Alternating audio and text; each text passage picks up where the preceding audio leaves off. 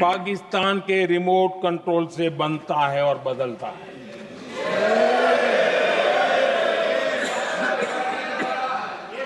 आदरणीय अध्यक्ष जी, एक बिल्कुल कांग्रेस के नए सदस्य, यानी उनको तो क्षमा करनी चाहिए, नए सदस्य को क्या कहेंगे, लेकिन कांग्रेस के आका जो उनको लिख करके देते हैं और उनसे बुलवाते हैं, खुद में हिम्मत नहीं है, उनसे बुलवाते हैं कि ऑपरेशन सिंदूर ये तो तमाशा था, ये आतंकवादियों ने जिन 26 लोगों को मौत के घाट उतारा था ना, उस भयंकर क्रूर घटना पर ये तेजाब छिड़कने वाला पाप है। तमाशा कहते हो? आपकी असहमति हो सकती है, और ये कांग्रेस के नेता बुलवाते हैं।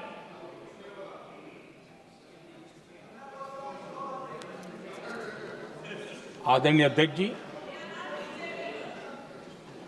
पहलगाम के हमलावरों को कल हमारे सुरक्षा बलों ने ऑपरेशन महादेव करके अपने अंजाम तक पहुंचाया।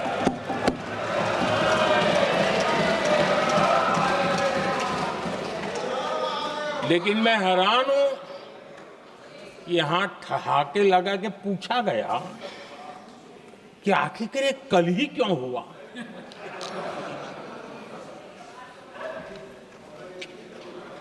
अब ये क्या हो गया है मुझे समझ नहीं आ रहा है।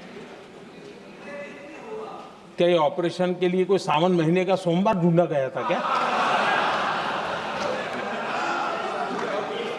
क्या हो गया है इन लोगों को?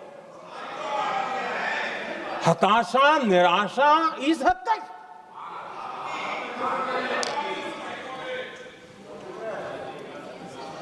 और देखिए मजा, पिछले कई सप्ताह से हाँ ऑपरेशन सिंदूर हो गया तो ठीक है, पहलगाम के आतंकियों का क्या हुआ, पहलगाम के आतंकियों का अब हुआ तो कल क्यों हुआ?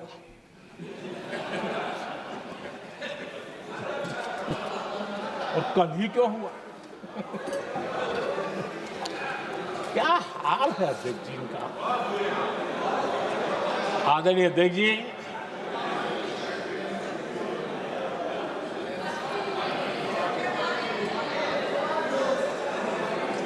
आदरणीय अध्यक्ष जी,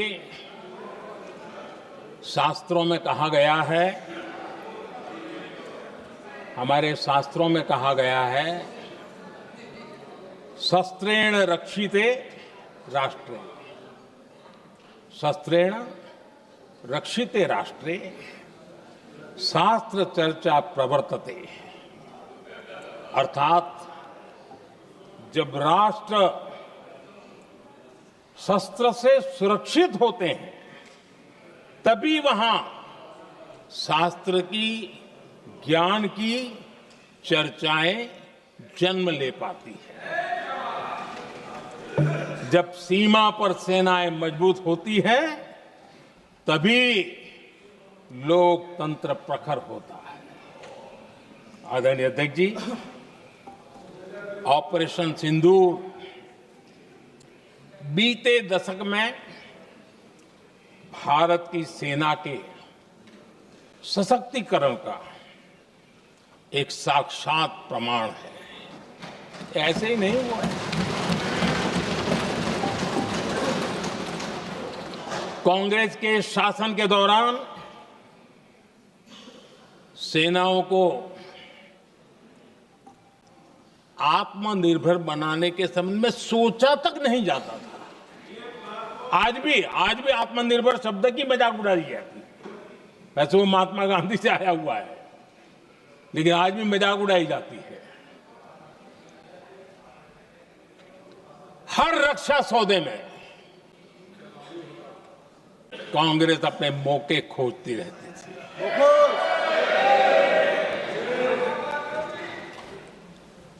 छोटे छोटे हथियारों को लिए विदेशों पर निर्भरता, ये इनका कार्यकाल रहा है। Bullet proof jacket, night vision camera तक नहीं होते थे। और लंबा लिस्ट है, जीप से शुरू होता है, बफो, हेलीकॉप्टर, हर चीज के साथ घोटाला जुड़ा हुआ है। आदरणीय अध्यक्ष जी, हमारी सेनाओं को आधुनिक हथियारों के लिए दशकों तक इंतजार करना पड़ा। आजादी के पहले, और इतिहास गवाह, एक जमाना था जब डिफेंस मैन्युफैक्चरिंग में भारत का आवाज सुनाई देती थी। जिस समय तलवारों से लड़ा जाता था ना, तब भी तलवारें भारत की श्रेष्ठ मानी जाती थी। हम डिफेंस के इक्विपमेंट में आगे थे। लेकिन आजादी के बाद जो एक मजबूत डिफेंस इक्विपमेंट मैन्युफैक्चरिंग का हमारा दायरा था, जो हमारा पूरा इकोसिस्टम था, उसको सोच समझ करके तबाह कर दिया गया, उसको दुर्बल किया गया।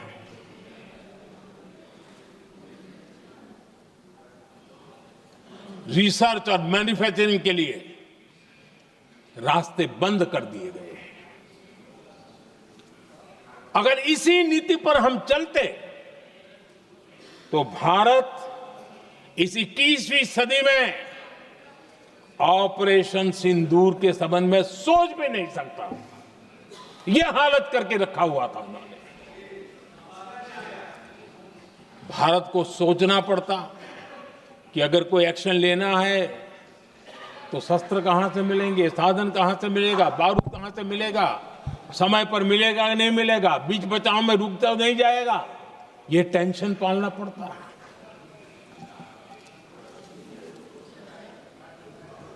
आदरणीय अध्यक्ष जी, बीते एक दशक में मेक इन इंडिया हथियार सेना को मिले, उन्होंने इस ऑपरेशन में बहुत निर्णायक भूमिका निभाई।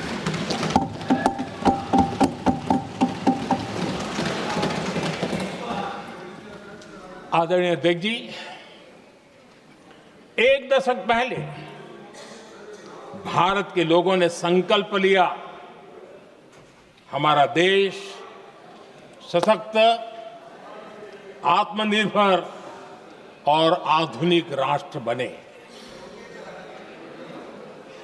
रक्षा, सुरक्षा, हर क्षेत्र में बदलाव के लिए एक के बाद एक ठोस कदम उठाए गए, सीरीज ऑफ रिफॉर्म्स किए गए, और देश में सेना में जो रिफॉर्म्स हुए हैं, जो आजादी के बाद पहली बार हुए। चीफ ऑफ डिफेंस स्टाफ की नियुक्ति, ये विचार कोई नया नहीं था, दुनिया में प्रयोग भी चलते हैं, भारत में निर्णय नहीं होते थे। हमने, ये बहुत बड़ा रिफॉर्म था, हमने किया, और बहुत ही मैं हमारी तीनों सेनाओं का अभिनंदन करता हूं कि इस व्यवस्था को उन्होंने दिल से सहयोग किया है, दिल से स्वीकार किया है।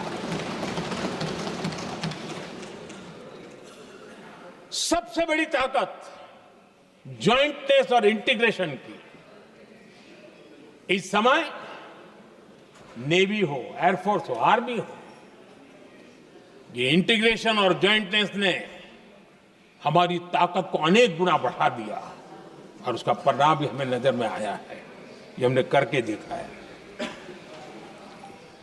सरकार की जो डिफेंस प्रोडक्शन की कंपनियां थी, उसमें हमने रिफॉर्म किए। शुरुआत में वहां पर आग लगाना, आंदोलन करवाना, हड़तालें करवाने के खेल चल रहे थे, अभी भी बंद नहीं हुए हैं, लेकिन देश हित को सर्वोपरि मान करके उन डिफेंस इंडस्ट्री के हमारे जो लोग थे सरकारी व्यवस्था में, उन्होंने इसको मन से लिया, रिफॉर्म को स्वीकार किया, और वो भी आज बहुत प्रोडक्टिव बन गए। इतना ही नहीं, हमने प्राइवेट सेक्टर के लिए भी डिफेंस के दरवाजे खोल दिए हैं, और आज भारत का प्राइवेट सेक्टर आगे आ रहा है। आज स्टार्टअप्स डिफेंस के क्षेत्र में हमारे 27-30 साल के नौजवान, टियर 2, टियर 3 सिटी के नौजवान, कई कुछ जगह तो बेटियां स्टार्टअप का नेतृत्व कर रही है। डिफेंस के सेक्टर में सैकड़ों की तादाद में आज स्टार्टअप काम कर रहे हैं। ड्रोन्स, एक प्रकार से मैं कह सकता हूं, ड्रोन्स की जितनी भी एक्टिविटी हमारे देश में हो रही है, शायद एवरेज 30-35 की उम्र होगी जो लोग कर रहे हैं, वो सारे लोग, और सैकड़ों की तादाद में कर रहे हैं। और उसका ताकत, क्योंकि इनका भी योगदान था इसमें, जिन्होंने इस प्रकार के प्रोडक्शन किए हैं, और वो हमें ऑपरेशन सिंदूर में बहुत काम आए। मैं उन सबके प्रयासों को बहुत साधुवाद करता हूं और मैं उनको विश्वास दिलाता हूं, आगे बढ़िए, अब देश रुकने वाला नहीं है। आदरणीय अध्यक्ष जी, डिफेंस सेक्टर में मेक इन इंडिया ये नारा नहीं था। हमने इसके लिए बजट पॉलिसी में जो परिवर्तन करना था, जो नए इनिशिएटिव ले रहे थे, वो नए इनिशिएटिव लिए। और सबसे बड़ी बात, क्लियर कट विजन के साथ हमने देश में make in India defence sector के अंदर तेज गति से हम आगे बढ़ रहे हैं। आदरणीय अध्यक्ष जी, एक दशक में डिफेंस का बजट लगभग पहले से 3 गुना हुआ है। डिफेंस प्रोडक्शन में करीब करीब 250% वृद्धि हुई है, 250% वृद्धि हुई है। 11 वर्षों में डिफेंस एक्सपोर्ट 30 गुना से भी ज्यादा बढ़ा है, 30 गुना से ज्यादा। डिफेंस एक्सपोर्ट आज दुनिया के करीब 100 देशों तक हम पहुंचे। और आदरणीय अध्यक्ष जी, कुछ चीजें ऐसी होती हैं जो इतिहास में बहुत बड़ा प्रभाव छोड़ती हैं। ऑपरेशन सिंदूर ने डिफेंस का जो मार्केट है उसमें भारत का झंडा गाड़ दिया है। भारत के हथियारों की डिमांड आज बढ़ती चली जा रही है, मांग बढ़ रही है। ये भारत में उद्योगों को भी बल देगी, एमएसएमई को बल देगी, हमारे नौजवानों को रोजगार देगी, और हमारे नौजवान अपनी बनाई चीजों से दुनिया में अपनी ताकत का प्रदर्शन कर पाएंगे। ये आज दिख रहा है, मैं देख रहा हूं। डिफेंस के क्षेत्र में जो आत्मनिर्भर भारत की दिशा में हम जो कदम उठा रहे हैं, मैं हैरान हूं। कुछ लोगों को आज भी तकलीफ हो रही है, जैसे उनका खजाना लूट गया। ये कौन सी मानसिकता है? देश को ऐसे लोगों को पहचानना होगा। आदरणीय अध्यक्ष जी, मैं स्पष्ट करना चाहता हूं, डिफेंस में भारत का आत्मनिर्भर होना ये आज की शस्त्रों की स्पर्धा में के काल में विश्व शांति के लिए भी जरूरी है।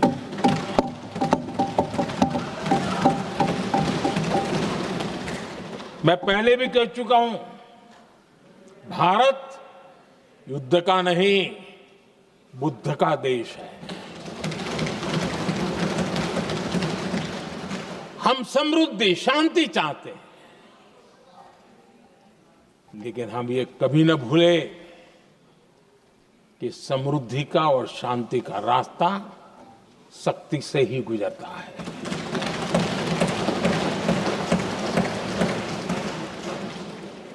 आदरणीय अध्यक्ष जी, हमारा भारत छत्रपति शिवाजी महाराज, महाराजा रणजीत सिंह, राजेंद्र चोला, महाराणा प्रताप, लसित बोरफुकन और महाराजा सुहेलदेव का देश है।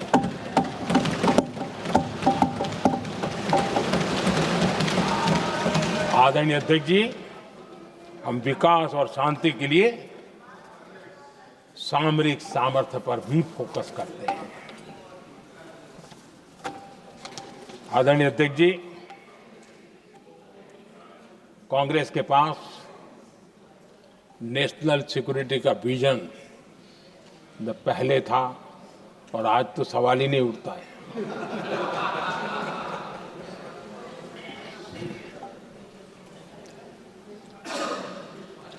कांग्रेस ने हमेशा नेशनल सिक्योरिटी पर समझौता किया। आज जो लोग पूछ रहे हैं पीओके को वापस क्यों नहीं लिया, वैसे ये सवाल मुझे ही पूछ सकते हैं और किसको पूछ सकते हैं।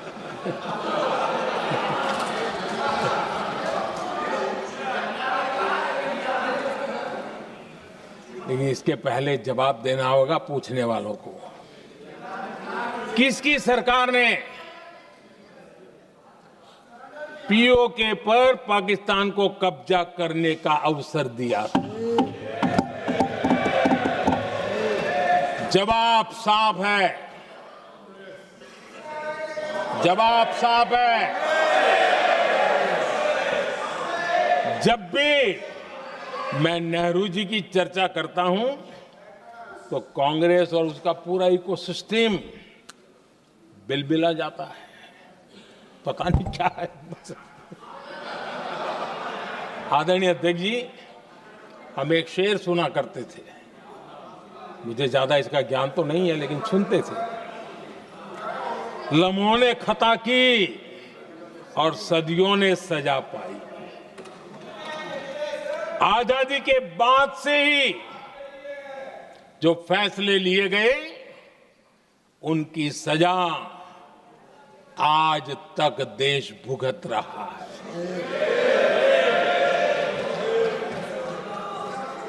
यहां बार बार एक बात का जिक्र हुआ और मैं फिर से करना चाहूंगा। अक्साई चीन की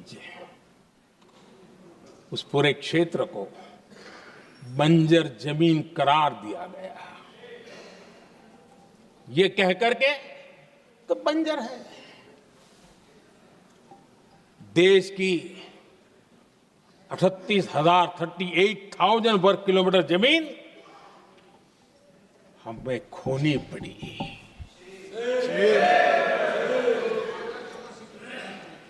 आदरणीय अध्यक्ष जी, मैं जानता हूं मेरी कुछ बातें चुभने वाली है। 1962 और 1963 के बीच